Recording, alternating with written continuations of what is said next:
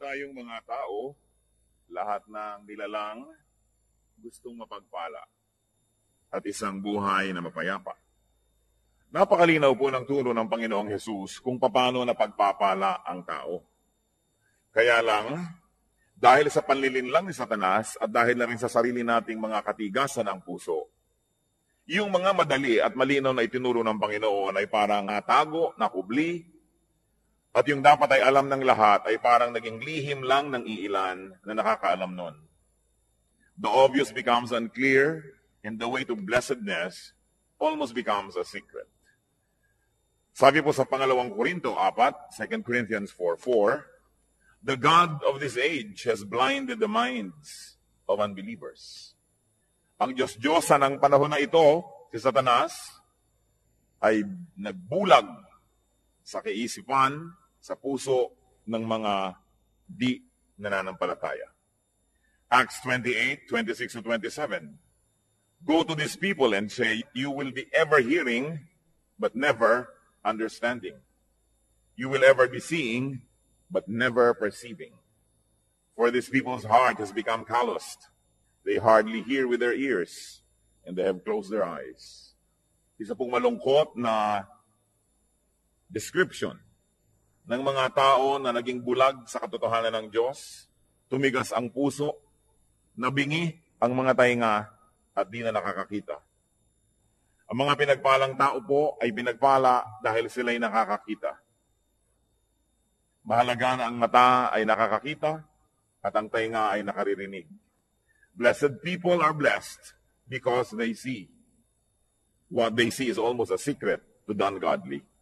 At yan po ang tema ng ating pag-aaral ngayon, 3 secrets of blessed people. Ang 3 lihim ng mga taong lubos na napagpapala. Na dapat sana'y hindi lihim, subalit dahil sa kabulagan ng marami, nagmumukha tuloy na lihim. Luke 6:37-38. Ang nagsasalita po dito ay ang Panginoong Hesus. Do not judge, and you will not be judged. Do not condemn, and you will not be condemned. Forgive, and you will be forgiven. Give, and it will be given to you.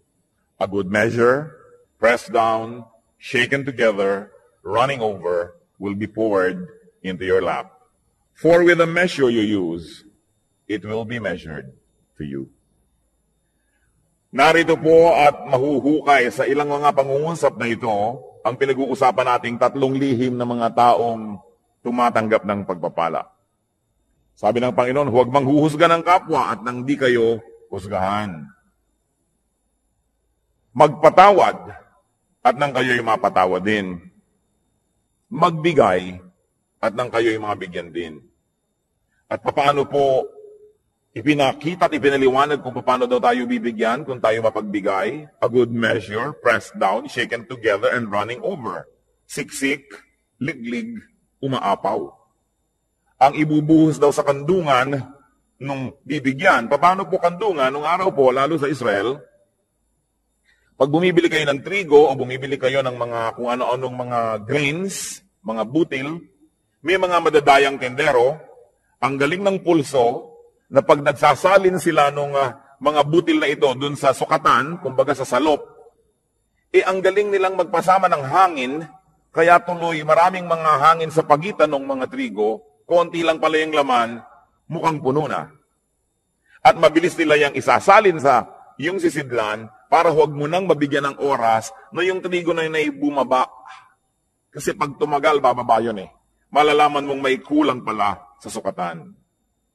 Yun daw ibibigay ng Panginoon, tama ang sukatan, tapos siniksik pa, inuga-uga, para lalo pang bumaba at madagdagan pa uli pag nagkaroon na naman ng espasyo, at umaapaw. At dahil po nung araw, ang tao, lalaki at babae, mahahaba ang mga damit.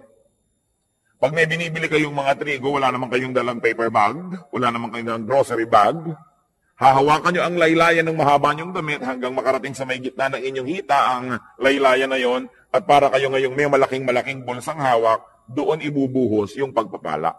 Kaya sabi, it will be poured into your lap. Napakagandang makita na yung binigyan ay hindi nagreklamo, nung sukatin niya sa bahay ay hindi kulang, kundi sobra-sobra pa. At narito po yung 3 secrets of blessed people. At pwede rin nating sabihin ito na 3 steps to blessedness. Unang-una pong daan tungo sa pagpapala ng Diyos, do not judge. Huwag manghuhusga ng kapwa. Tingnan po natin sa dictionary ang ibig sabihin ng to judge. It is to form an opinion or to pass judgment on someone. So makikita po natin na yung palang lumilikha ka ng yung mga iniisip tungkol sa isang tao, yung sinasabi mo na siya ay ganito, siya ay ganon, hindi mo pa naman lubos na nauunawaan, yan ay isang uri ng judgment. Pag may nagsumbong sa iyo tungkol sa isang tao, hindi mo pa naririnig ang panig ng isinumbong, kampi ka na agad doon sa nagsumbong, isang uri ng judgment. May nabalitaan ka, hindi mo naman nalaman kung anong paliwanag ng kabilang partido, bumuo ka na agad ng pasya kung sino ang tama at mali, sino ang masama at mabuti, isang uri na naman ng judgment. Huwag daw manghuhusga. Matthew 7:1-2, ang Panginoong Jesus, sabi niya, do not judge. This is another echo of what was said. Or you too will be judged. For in the same way you judge others, you will be judged. And with the measure you use, it will be measured to you. What will happen if you judged?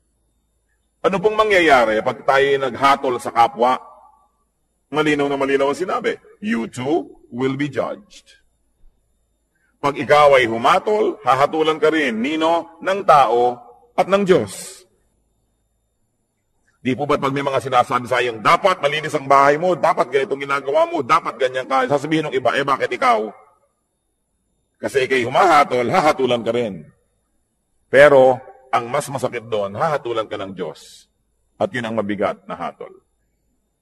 At ano naman po ang problema kung hahatulan tayo ng Diyos? Well, you will be found guilty. Tiyak na pagka Diyos ang naghukom sa atin at tayo'y sinukat, tayo'y kulang. Tayo'y tinimbang, siguradong tayo'y kulang. Sapagkat sabi sa Romans 3:23, for all have sinned and fall short of the glory of God. Lahat ay nagkasala at kinapos sa kaluwalhatian ng Diyos. May exempted ba? Exempted ba ang mga taga-Bacolod? Exempted ba ang mga taga-Las Piñas? Hindi. Sabi, lahat ay nagkasala at kinapos. Romans 3:10-12, as it is written, there is no one righteous, not even one. There is no one who understands, no one who seeks God. All have turned away, they have together become worthless. There is no one who does good, not even one. Sa tingin ng langit, walang gumagawa ng tama. Lahat ay nagkakamali, panapanahon lang. Kung isa na'y tamang-tama ka ng 2 araw, sa pangatlong araw, nadapa, may mali na. Yun namang iba, hindi na talaga tumabangon sa pagkakadapa, permanente nang nakadapa. Sobra nang nasanay sa pagkakasala. Wala daw nakauunawa. Pero sasabihin natin, hindi po ba may ginagawa kaming tama? Subalit sabi rin sa Bible, ang pinakamagaganda at pinakamalilinis nating gawa ay para lang basahan. Kung ito ay hahambing sa kalinisan ng Diyos, kulang at kulang pa rin. Kaya walang maaring magyabang. Nasasabihin niyang, ako'y tama, so pwede na ako ngayong manghusga ng iba. Ako'y maayos, so pwede ko na ngayong hatulan ng ibang hindi maayos. Sapagkat maaring maayos kayo ngayon, hawak niyo ba ang bukas? Nakatitiyak ba tayo? Napakarami pong narinig ko nung araw, mga magulang, kung pintasan yung mga anak na dalaga ng kapitbahay, ng mga tagarong kabilang kalye. Pagkatapos, kung lumaon yung mga sarili nilang anak na dalaga ang mga napapariwara, di wala na sila ngayong masabi dahil nauna na ang paghatol nila dun sa iba, sabi pa naman kung anong panukot mo sa iba, ganun ka susukatin. Sobra kang mahigpit sa iba, magiging mahigpit din sa iyong Diyos. Yan ang problema pag tayo po'y humahatol agad. Genesis 6:5, nung nilikha ng Diyos ang tao at kutakot-takot na kasalanan at mga kasamaan ng ginawa ng tao, the Lord saw how great man's wickedness on the earth had become, and that every inclination of the thoughts of his heart was only evil all the time. Nakita ng Panginoon kung gaano naging kasama ang puso ng tao na wala siyang hinahangad, iniisip, kundi ang gumawa ng kasalanan. What will happen if you did not judge others? Well, you will not be judged. Yun ang blessedness. You will not be judged by people. Kasi hindi ka mapagsasabang, bakit ikaw? Bakit ikaw? Kasi wala kang binibitawang mga salita na humahamak sa iba at humahatol sa iba. So bakit ka sisilipin? Pero ang mahalaga, God will not judge you. Hindi ko po alam kung naranasan nyo na mga kapatid, mga kaibigan, na talagang may ginawa kayong masama, talagang mali, tapos huling-huli kayo at wala na kayo talagang maikakatuwiran at ang kailangan nyo na lang talaga awa ng kapwa. Ang kailangan nyo na lang talaga maunawaan kayo, patawarin kayo. Kung tayo nalagay na sa ganung mga kalagayan, alam natin kung gaano kahina ang posisyon ng isang taong may kasalanan. Kaya ang inaalok ng Panginoon, patawad. Napakataas ng Diyos. At sa kanyang kabutihan, sa ating mga kabiguang siya'y abutin, ay minarapat niyang dumukwang, yumuko at tayo'y abutin. Lumilinis tayo, hindi dahil tayo malinis, kundi dahil tayo'y pinapatawad lamang. Kaya tayo na tumatanggap ng patawad ng Diyos, sino tayo para hindi magpatawad ng iba? Tayo na nangangailangan ng kanyang kabutihan, sino tayo para hindi maging mabuti sa iba? Napaka-importante mga kapatid, you want to be blessed, do not judge. Pero araw-araw, gaano karami ang inyong binibitay? Gaano karami ang ating ipinapasilya elektrika, binibigyan ng lethal injection? Gaano karami ang sinisira natin ng puri, pinapakulong natin, sinasaktan natin dahil sa ating mga bibig? Hindi nyo pa alam kung bakit nagkagulo yung dalawang tao, may kakampihan na kayo agad. Pag may nakagalit ang inyong anak, ang inyong kapatid, ang kapatid nyo anak at anak, lagi ang mabuti at ang laging masama ibang tao. Wala pa akong nakitang magulang na yung anak niya nag-drugs, napariwara, gumawa ng mga masama, nasasabihin niya, naku, masama ang anak ko. Wala. Laging nahawa sa masasamang kaibigan. Yung mga magulang naman, nung sinasabing masamang kaibigan na yun din na sinasabi noon, ako yung anak ko na influensya lang nung kabila eh. Kailan tayo magbubukas ng mata para tanggapin ang mga kamalian, mga kahinaan natin at ng mga mahal natin sa buhay? Kampi-kampi. We judge people immediately if they cross the path of those people that we love. Kaya yang pong emosyon, madalas yan bumubulag, sumisira sa isang malinaw na pag-iisip. Nakita niyo po sa mga hukuman, bago patawan ng hukom ang isang nasa sakdal, kailangan mo nang madinig ang magkabilang panig. May saksi ang umuusig, may saksi naman ang nagtatanggol. Pareho silang bibigyan ng panahon, susuriin ang kanilang mga sinasabi. Pero tayo po ba ginagawa natin yon o napakabilis nating gumawa ng mga conclusion na mga pagpapasya tungkol sa iba nating kapwa? Remember, pwede naman kayo mag-judge, okay lang yon. Just be perfect so that you will not be judged. But as long as you have sins, as long as you have errors and weaknesses, be kind with your judgment because you will need the same kindness to be applied to you. Do not judge if you want to be blessed. Ngayon po yung verse 37 ng Luke 6 ang binabasa natin, forgive and you will be forgiven. Pangalawang hakbang tungo sa pagpapala, second step to blessedness, forgive. Magpatawad. Ano po bang kahulugan sa diksyonaryo ng forgive? It is to stop blaming. Tigilan na ang paninisi or to absolve from payment. Huwag nang singilin pa. At hindi pinag-uusapan dito ang pera o utang. Mabuting malinaw. Ang pinag-uusapan po dito yung mga utang sa loob na nasaktan kita, sige na, huwag nang singilin. Nagkamali ako sa'yo, sige na patawarin. Nagkulang ako sa'yo, sige na punan. Do not collect or take revenge. Balance the sheets. Kung meron pong metro, sige na, i-return na yung reading sa 0. Huwag nang matuos. Magpatawad. Gaano po sa ating karami ang may dala-dala dito sa puso na lason? Asido. Dahil hindi tayo nagpapatawad ng kapwa. Mga misis, na pinagtaksilan ng inyong mga asawa once upon a time, napatawad nyo na ba? Kasi kung hindi pa kayo nagpapatawad, kahit pa nga kayo yung agrabyado, magiging dalawa ang pagka-agrabyado nyo. Kasi, hindi rin kayo patatawarin. Na bagamat hindi kayo naging taksil na asawa, maaaring may iba naman kayo ibang kasalanan na iuusig din sa atin ang langit. Kaya ang nagkataon ay pare-pareho lang tayong makasalanan. Iba-iba lang ang uri, anyo, hugis, kulay ng ating mga pagkakamali. Pero kung tutuusin, lahat din naman tayo may mga pagkakamali. At pag hindi kayo nagpatawad, kayo nagiging bilanggo ng taong kinamumuhian ninyo. Tuwing naaalala nyo siya, nawawalan kayo ng ganang kumain, nawawalan kayo ng ganang matulog, tumatamlay kayo. Pati sa pagnenegosyo nyo, nawawala kayo sa sarili, nagkakamali-mali ang sukli. Nalulugi pa rin kayo. Ipagpalagay na minsan na tayong nalugi, minsan na tayong nasaktan, minsan na tayong nahirapan. Pero habang di pa kayo nagpapatawad, patuloy pa kayong masasaktan. Kaya sa pagpapatawad, hindi lang yung taong nagkamali ang pinapalaya ninyo, kundi ang inyong mga sarili rin.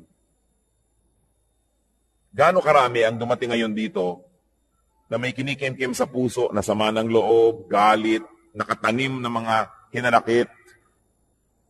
Sayang ang pagpunta nyo rito kung lalabas pa kayo sa pinto ng bulwagang ito na dala-dala nyo pa rin yan pauwi. Alam nyo po ba na kayo'y kinatagpo ng Panginoon ngayon? Hindi ito isang aksidente sapagkat nais niya tayong lahat palayain mula sa spirito ng hindi pagpapatawad. Kung ang Panginoong Jesus na walang kasalanan, hinampas, sinaktan, ipinako, pinagbuhat ng mabigat na troso, inalipusta, dinuran sa muka, binunutan ng bigote, sinampal, pinagsabihan ng mga masasakit na salita, sa kabila ng kanyang pagbuhay sa mga patay, pagpapagaling sa mga may sakit, pagpapakain sa mahihirap, sa kabila noon ay siya'y nagawa ng masama, subalit siya'y nagpatawad. Sino naman tayo para hindi magpatawad? Meron din naman tayong nagawang mga masasama. What will happen if you forgave? You will be forgiven. Kuminsan po, nalulungkot ako makita ang marami nating kababayang napaka-mga relihiyoso. Nagpapapako sa krus, naghahampas sa sarili, hinihiwa ng blade ang mga likod, dumidi pa, lumuluhod sa munggot asin, naglalakad ng paluhod, pinahihirapan ng sarili upang mapatawad sa kanyang mga kasalanan. Hindi naman lihim ang daan tungo sa kapatawaran. Hindi sinasabi ng Panginoon na, para patawarin kita, pahirapan mo ang sarili mo, saktan mo ang sarili mo. Ano po ba ang Diyos natin? Sadistang Diyos? Na ikalulugod niya na makita na tayo nahihirapan, nagdurugo, nagpapawis ng dugo? Hindi siya ganon. Hindi hinihingi ng Diyos ang ating mga sakripisyo para niya tayo patawarin.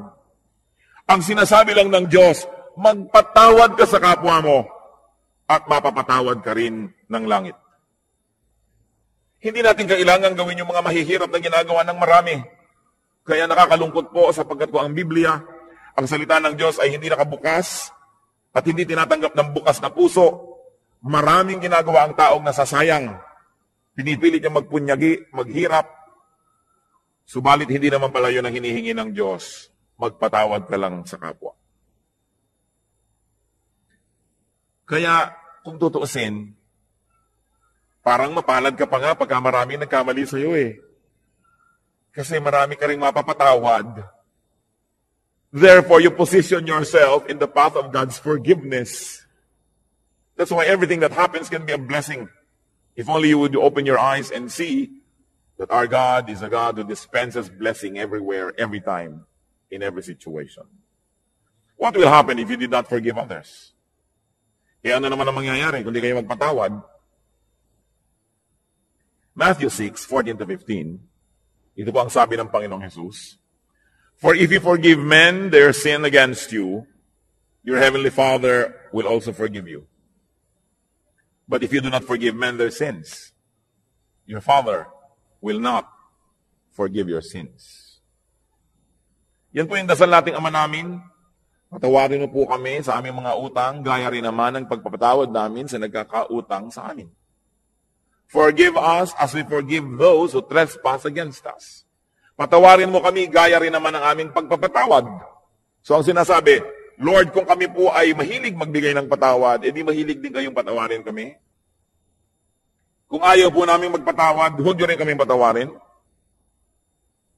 At kung binibigyan po namin ng limitasyon ng aming pagpapatawad, na sinasabi natin, pangatlong beses mo nang ginawa yan, sa susunod, di na kita patatawarin, Lord, ganun din pong gawin niyo sa akin. Pag 3 beses ako nagkaroon ng isang kasalanan pa ulit-ulit, sa ika-4, huwag niyo na po akong patawarin. Nauunawa po ba natin ito? Na kung tayo ay hindi nagpapatawad, tayo rin ang nalulugi. Forgiveness is a bridge. Don't burn the bridge over which you too must pass. Kumisa sa kahigpitan natin, ayaw nating may makatawid, sinunog natin ang tulay, pero yun pala, kailangan din nating tumawid, pati tayo nadamay, hindi rin nakatulay. Kailangan ang pagpapatawad. Sasabihin ng iba, Pastor, napakahirap naman po yata yung magpatawad. Agree ako sa inyo. Yes, mahirap. Pero di po ba mas mahirap hindi magpatawad? Naaalala mo pa, sumasakit pa yung dibdib. Lumulungkot ka. Tumataas ang iyong blood pressure. Pagka naaalala mo ang mga gumawa sa'yo ng mali. Mahirap magpatawad, pero mahirap ding hindi magpatawad. Hirap din lang at hirap ang gawin nyo na yung sa panig ng Panginoon, yung inuutos niya, magpatawad. At yan po ang dalangin ko ngayon, kung tayo merong daladala sa puso, dapat patawarin. Siguro parang pelikula na pumapasok sa screen ng inyong utak ang mga mukha ng mga taong ito. Patawarin nyo na. Alang-alang kay Kristo. At kundi malang alang-alang sa Kanya, mga kapatid, alang-alang sa inyong sarili. Sapagkat malinaw ang sinabi ng Panginoon, ang hindi nagpapatawad ay di rin patatawanin ng Ama sa langit. Kailangan ng isang himala para yan mangyari. Kailangan ng hipo ng Espiritong Banal para tayo magkaroon ng pagpapatawad. At yan po ang hihingin natin sa Diyos ngayon. Isang makapangyarihan na hipo niya. Magkaroon ng himala sa ating puso. Magkaroon tayo ng kakayahang magpatawad. Bagamat hindi sana yun ang gusto natin. Kuminsan na yung gusto natin maghiganti. Subalit hindi yan ang paraan ng Diyos. At ang gumaganti, nagagantihan uli, magagantihan, hindi na matapos ang gantihan. So if you do not forgive, you will not be forgiven by people and by God. You will remain guilty. Therefore, you will be judged. And in the end, you will be condemned. Pangalawa pong hakbang, forgive. Pangatlong hakbang, tungo sa pagpapala, give. Napakalinaw po ng sinabi, give and it will be given to you. Magbigay ka at susuklian ka. Bibigyan ka rin. At ano po, higit sa ibinigay mo, ang ibibigay sa iyo. Kasi, sukat na tama, sisiksikin, liligligin, aalugin, at umaapaw pa ang ibibigay sa atin. Wala tayong kalugihan. So give to people. Give people your 3 T's. 3 letrang T. Time, talent, treasure. Ibigay natin yan sa tao. Lalo sa mga mahal natin sa buhay. Nagtataka naman ako sa mga tao na nag-aaway-away ang magkakapatid dahil sa kaprasong mana. Natitikis ang mga kamag-anak na may sakit, may pagdurusa, samantalang meron naman pwedeng itulong. Sabi, give. What we do to people is counted as done for and given to Christ. Alam niyo po ba na ang pagbibigay sa tao, lalo yung hindi nakakaganti, hindi makakapagbayad, ay inaari ni Kristong sa kanya ibinigay at kung ganon, siya ang magbabayad. Ano po ba ang tunay na pagbibigay? Yung ang binibigyan mo ay walang kakayahang gumanti ng mabuti rin. Kasi kung may kakayahan, binigyan mo lang, baka investment lang yan, puhunan, namumuhunan ka lang. Nagbibigay ka ng maganda dahil may kapangyarihan siyang magsukli sa iyo sa panahon na kailangan mo siguro ang tulong niya. Hindi nyo ba napapansin, pagka mayaman ng may birthday, mahal ang mga regalo? Tapos pagkapuha natin, mahirap ang may birthday, kung ano-ano lang ng mga binalot na kalendaryo. Mga tuwalyang may mga sulat na inchik na good morning, na isang laba mo lang, gapak-gapak na. Kasi mahirap ka eh. Baka hindi ka makapagbigay ng mamahalin sa birthday niya, so ba't ka niya bibigyan ng mahal? So hindi nagbibigay, namumuhunan. Pero kung tayo po ay mga kabaralita, may nagregalo sa atin ng napakahalagang bagay, alam nilang hindi natin kayang suklian yon. Yun ang tunay na nagbigay. So pati po ang ating mga pagbibigay susuriin natin, tayo ba'y nagpapadama lamang, namumuhunan lamang, o nagbibigay talaga? Sa palagay niyo po ba ay maipagkakailan natin sa Diyos ang tunay na laman ng ating puso? Ang Diyos ang sumusukat, maging ng mga iniisip natin na lingid sa ating kapwa-tao. At sabi nga sa Bible po, sa oras ng paghuhukom, sasabihin ng Panginoon, halika kayo mga hinirang, mga pinagpala. Nagugutom ako, pinakain ninyo ako, nagiginaw ako, binigyan niyo ako ng balabal. May sakit ako, dinalaw niyo ako. Nakulong ako, nasa piitan, helpless, powerless. Pinuntahan ninyo ako. Handito ang inyong gantimpala. At sabi ng mga tao, kailan naman po namin nakita na ganun kayo? Diyos naman kayo. Sabi ni Lord, Aba, lahat ng taong tinulungan ninyo, inaari ko na sa akin nyo yun ginawa. May tanong ako sa inyo. May gumawa ng mabuti sa anak nyo. Di ba tinatanaw nyo? Di ba mas natutuwa pa nga tayo na sa birthday ng anak natin may nagregalo kaysa sa sarili nating birthday? Di ba't kung may mga regaluhan sa Pasko, tinitingnan nyo yung anak nyo kung may nag-aabot man lang kahit isa at nasasaktan ng puso nyo na walang nagbibigay sa kanya? Lahat ng tao, likha ng Diyos. Mahal niya ang lahat ng tao. Pag nagbigay ka sa isa niyang minamahal na tao, lalo yung kapuspalad, yung walang pumapansin, hindi kaya niya alam? Hindi kaya niya tinatandaan? At sasabihin niya, balang araw, susuklian ko ang kabutihan mo. Kahit ngayon pa lang, susuklian ko na, sapagkat mabuti ka dito sa aking mga nilalang. Di ba't pag may sumasakit sa kalooban ng ating mga anak, ay tayo unang-unang nasasaktan? So kung may sinasaktan kang tao, sa palagay mo ba hindi mo sinusugatan ang puso ng Diyos? Kung meron kang taong hinuhusgahan, pinag-uusapan, chinichismis, inaagawan ng asawa, inaagawan ng pera, nilalamangan, hindi kaya natin pinululungkot ang puso ng Diyos. Kaya ang sabi niya sa Matthew 25:45, I tell you the truth. Whatever you did not do for one of the least of these, you did not do for me. At yung kabaligtaran naman nun sa verse 40, sabi niya, whatever you did for one of the least of these brothers of mine, you did for me. Kung ano, ang buting di mo ginawa sa kanila, ay sa akin mo ipinagkait at ako ang sisingil sa iyo.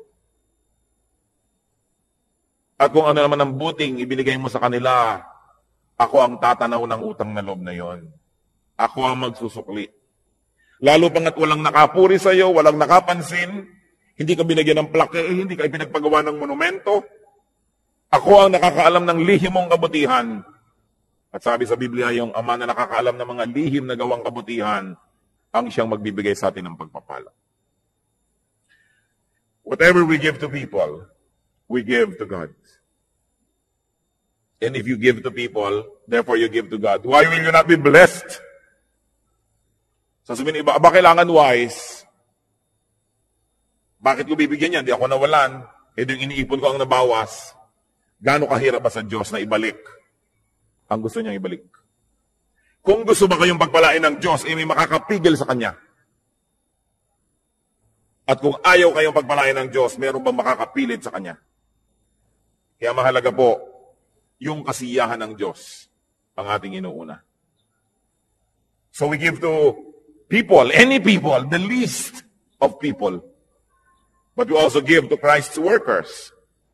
Whatever is given to Christ, disciples, Whatever is given to Christ, workers and servants, is counted as given to Christ. Mark 9:41, sabi ng Lord, I tell you the truth. Anyone who gives you a cup of water in my name, because you belong to Christ, will certainly not lose his reward. Kausap niyo po ang kanyang mga disipulo. Sabi niya, maski isang basong tubig lang ang ibigay sa inyo dahil lingkod ko kayo, hindi malilimutan ng langit yon at mayroon siyang gantimpala. Gusto nating matuwa ang Diyos, maging mapagbigay tayo sa kanyang mga lingkod. Hindi lang sa mga pastor. Kumisan nga yung mga pastor, marami nang natatanggap yan ng mga regalo. Pero yun bang mga singer, Bible study leader, Sunday school teacher, yung janitor, kasama rin yun sa gawain, yung electrician, yung mga usheret, yung taga-piano, lahat yan ay mga lingkod ng Diyos. Hindi lang ang pastor. Naroon man naman na darating kayo sa church, ay aabutan nyo man lamang ng kalahating kilong longganisa galing sa lokban. Itong pianista. Sa palagay nyo ba, hindi aariin ng Diyos yun, nasa kanya ibinigay, lingkod niya yun? Mag-isip-isip tayo mga kapatid, sapagkat maiksi ang buhay. Kakaunti ang mga araw at bilang. Kailangan bawat araw, meron tayong nabibigyan, may nagagawa ng mabuti. Sapagkat ang lahat ng yan ay tinutuos ng langit. Pero mas mabuti sana na hindi natin ginagawa yun dahil tinutuos, kundi dahil talaga ang puso natin ay naging makadiyos na at ang likas sa Diyos ay mapagbigay. Ganon din naman ang ibinibigay natin sa church, sa gawain ng church, inaari rin yun na ibinibigay kay Kristo. What is given to the church is counted as given to Christ because the church is His body. Sabi po ng Ephesians 5:23, Christ is the head of the church. His body, of which He is the Savior. Kung ang iglesia, ang kapatiran ay si Kristo ang ulo at ang lahat ng narito ay bahagi ng kanyang katawan, kung may sinasaktan tayo na tao sa church, meron tayong tinitikis na gawain, may tinatalikuran tayong mga duty, edi ang tinitikis natin ay mga bahagi ng katawan ni Kristo. Pwede bang mahal mo ang isang tao, inaayos-ayos mo yung mukha, pine-facial mo, minamasa-masahe, pagkatapos, pinuputol mo yung mga daliri, minamartilyo mo yung tuhod, pwede ba yun? Dahil si Kristo ang pinuno ng iglesia, mamahalin natin ang lahat ng bahagi nito. Pagmamalasakitan, aalagaan, tutulungan. What will happen when we give to people, to Christian workers, to the church? We receive back what we give. Siksik, liglig, umaapaw. You can never outgive God. Katulad ng mga lingkod ng Panginoon, mga pastor, mga misyonero na marami nagre-regalo, tiyak na yung mga nagre-regalo doon dahil una nang naregaluhan noong manggagawa na yun ng Panginoon. Siguro na ipanalangin, siguro yung naturuan, na bigyan ng pangaral, na bless, kaya ngayon nagsusukli. Yan ang sinasabi, pag nagbigay ka, may babalik.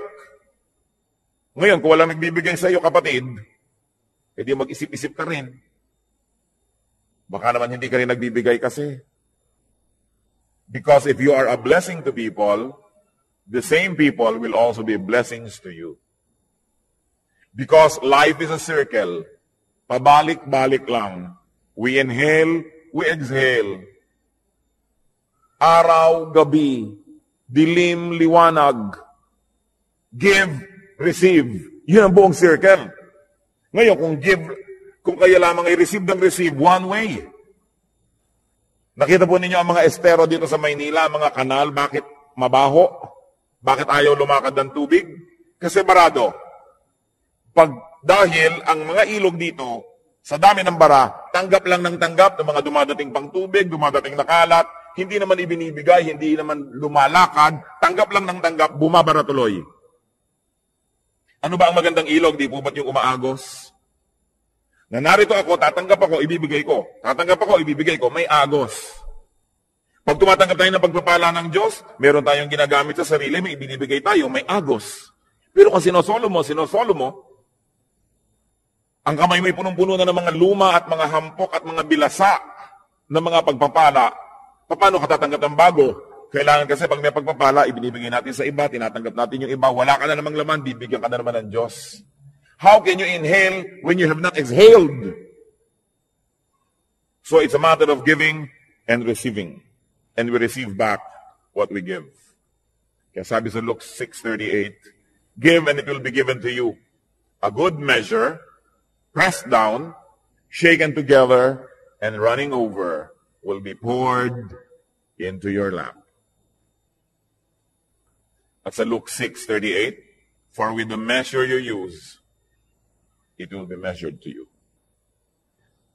Kuripot po ba kayo sa kabutihan?